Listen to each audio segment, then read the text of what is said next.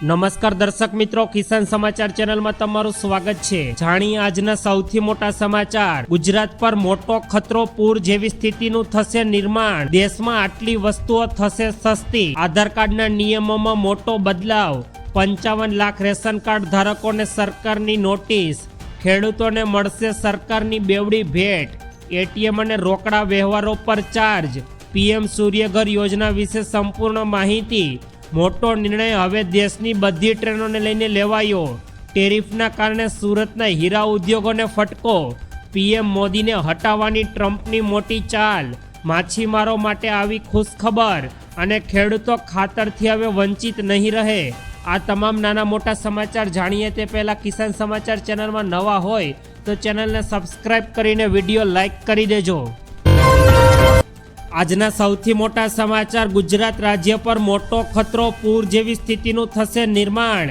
ગઈકાલે આઠમના દિવસે સવારથી જ આખા ગુજરાતમાં ભારે વરસાદ વરસ્યો છે અને છેલ્લા કેટલાક દિવસથી હવામાન વિભાગે પણ તહેવારો પર વરસાદની આગાહી કરી હતી।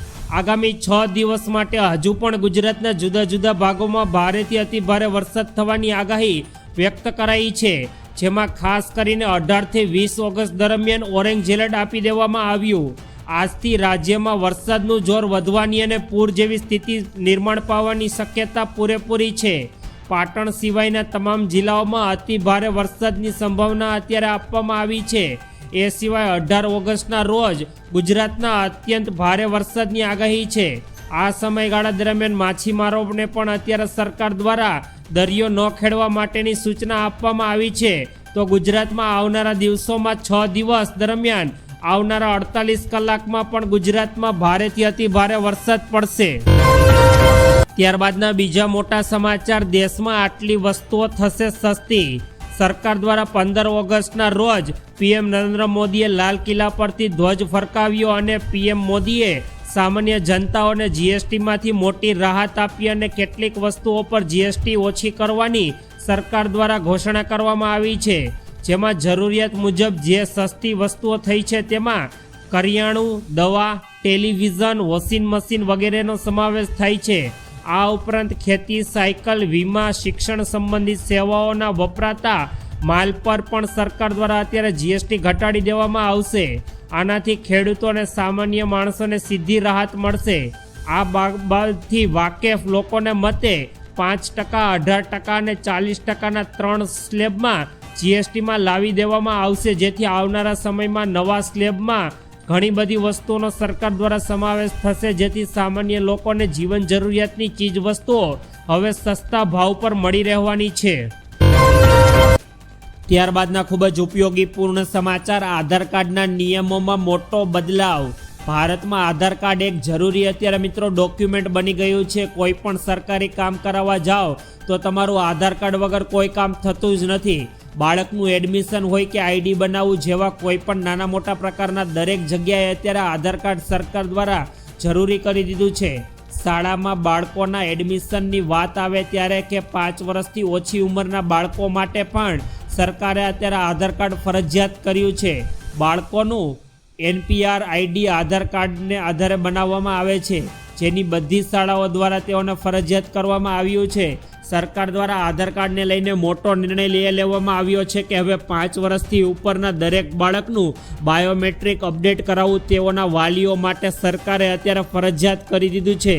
આ બાયોમેટ્રિક માટે તમારે નજદીકની કોઈ પણ આધાર સેન્ટર પર જઈને તમારા બાળકની આંખો સ્કેન કરાવી અને તેઓના ફિંગરપ્રિન્ટ લેવામાં આવશે। ત્યારબાદ બાળકનું નવું આધાર કાર્ડ અપડેટ કરી દેવામાં આવશે। ત્યારબાદના બીજા મોટા સમાચાર। જો મિત્રો તમારી પાસે પણ રેશન કાર્ડ છે તો સરકાર દ્વારા 55 લાખ રેશન કાર્ડ ધારકોને અત્યારે એક નોટિસ ફાળવવામાં આવી છે। જો તમે પણ તમારા રેશન કાર્ડના ઉપયોગથી સરકાર દ્વારા જે રાહત દરે અનાજ આપવામાં આવે છે તેનો જથ્થો પ્રાપ્ત કરી રહ્યા છો તો આ સમાચાર તમારા માટે ખૂબ જ મહત્વપૂર્ણ। રાજ્યમાં અત્યારે 85 લાખ રેશન કાર્ડ ધારકો છે, તેમાંથી 55 લાખ રેશન કાર્ડ ધારકોની મિલકતોની વિગતો સામે આવતા સરકાર દ્વારા આ તમામ રેશન કાર્ડ ધારકોને એક નોટિસ ફાળવવામાં આવી છે। વાત જાણે એમ છે કે 55 લાખ રેશન કાર્ડ ધારકો ઇન્કમ ટેક્સની મર્યાદા બહાર હોવા છતાં રેશન કાર્ડ પરથી અનાજ લેતા પકડાયા છે। રેશન કાર્ડ ધારકોને સરકાર દ્વારા હવે 2 નોટિસ આપવામાં આવશે. પ્રથમ નોટિસ બાદ જવાબ માટે અને બીજી તક આપવામાં આવશે. જ્યારે બીજી નોટિસ જવાબ રજૂ ન થાય તો તેઓનું કાર્ડ સરકાર દ્વારા કન્વર્ટ કરી દેવામાં આવશે અને તેઓનું રેશન કાર્ડ સરકાર દ્વારા ઓટોમેટિક બંધ કરી દેવામાં આવશે.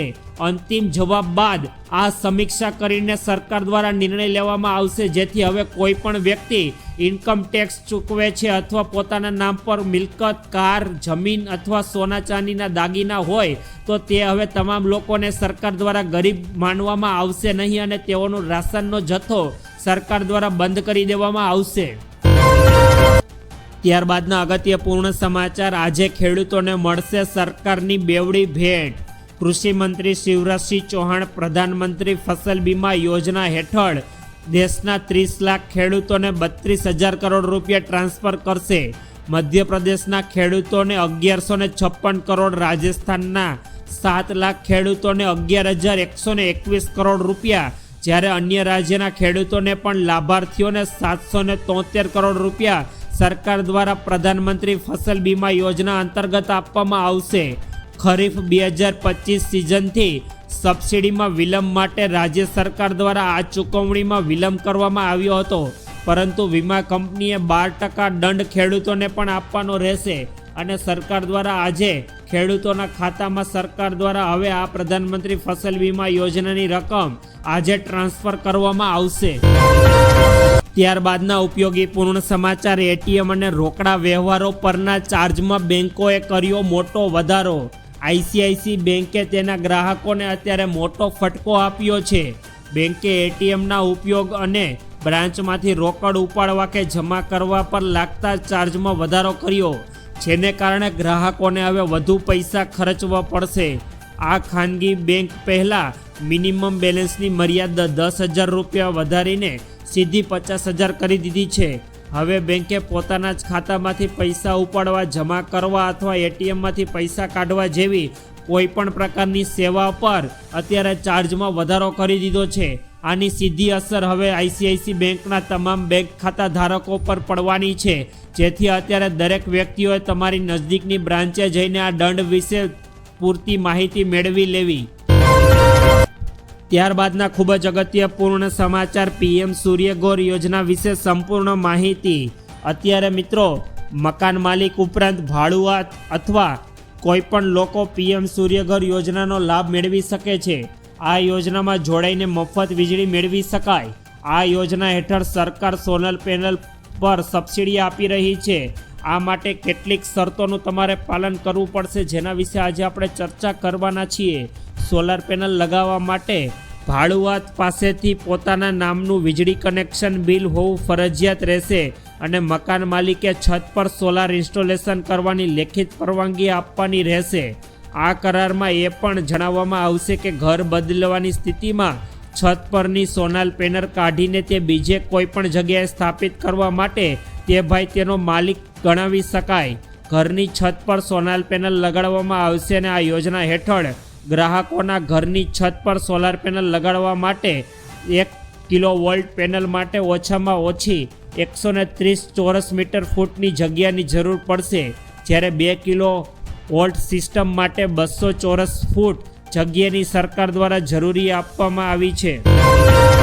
ત્યારબાદના મોટા સમાચાર. મોટો નિર્ણય હવેથી દેશની બધી ટ્રેનોને લઈને. ભારતીય રેલવે બધી ટ્રેનોમાં અત્યારે સીસીટીવી કેમેરા લગાવવા જઈ રહી છે. રેલ મંત્રી અશ્વિની વૈષ્ણવે આ પ્રોજેક્ટને મંજૂરી પણ આપી દીધી, જે હેઠળ હવે 74,000 ટ્રેન કોચ અને 15,000 લોકોમોટિવ ટ્રેન એટલે કે એન્જિનમાં હાઈટેક સીસીટીવી કેમેરા લગાડવામાં આવશે. આ પ્રોજેક્ટનો ઉદ્દેશ્ય મુસાફરોની સુરક્ષાને વધુ મજબૂત બનાવવાનો રહેલો છે. આ પ્રોજેક્ટનું ઉત્તર રેલવેમાં અત્યારે સફળતાપૂર્વક પરીક્ષણ પણ કરાયું. કોચમાં 4 અને એન્જિનમાં 6 સીસીટીવી કેમેરા સરકાર દ્વારા લગાડવામાં આવશે. આથી કોઈ પણ નાગરિકો હવે ચોરી, લૂંટફાટના અને કોઈ પણ પ્રકારના ગુનાહિત પ્રવૃત્તિઓ હવે ટ્રેનમાં કરી શકશે નહીં, કારણ કે સરકાર દ્વારા તેને પહેલેથી જ પકડી પાડવા માટે સીસીટીવી કેમેરા લગાડવા માટે અત્યારે સરકાર આવનારા સમયમાં યોજના શરૂ કરી રહી છે. ત્યારબાદના મોટા સમાચાર. મોદીને હટાવવાની ટ્રમ્પની ચાલ. એક પોડકાસ્ટમાં રિપબ્લિક મીડિયા નેટવર્કના પ્રણાલ કુરકનીએ સાથે વાતચીતમાં અત્યારે એવું જાણવા મળ્યું છે કે પીએમ મોદીને હટાવવાની યોજના પહેલેથી જ અમલમાં મુકાઈ ગઈ છે. આ માટે ડાયરેક્ટરો અને તમામ પ્રકારના 12 મહિનાનો સમય લેશે અથવા જરૂર પડશે તો 12 મહિનાનો વધારે પણ સમય લઈ શકે છે. આ માટે અત્યારે ભાજપના 37 સાંસદો અત્યારે નિશાને બનાવી રહ્યા છે અને ભાજપ તેના RSSના વિભાજન કરવાનો પ્રયાસ થઈ રહ્યો છે. તેથી પીએમ મોદી અને ગૃહમંત્રી અમિત શાહ સતર્ક રહેવાની જરૂર છે, કારણ કે આવનારા સમયમાં અત્યારે અમેરિકા દ્વારા ભારતમાંથી પીએમ નરેન્દ્ર મોદીને હટાવવા માટેનો સંપૂર્ણ પ્લાન ઘડી દેવામાં આવ્યો છે. આ સાથે તેઓ વિપક્ષની મદદ પણ લઈ શકે તેવું પણ અત્યારે મીડિયા રિપોર્ટ્સ અનુસાર અહેવાલ પ્રાપ્ત થઈ રહ્યા છે.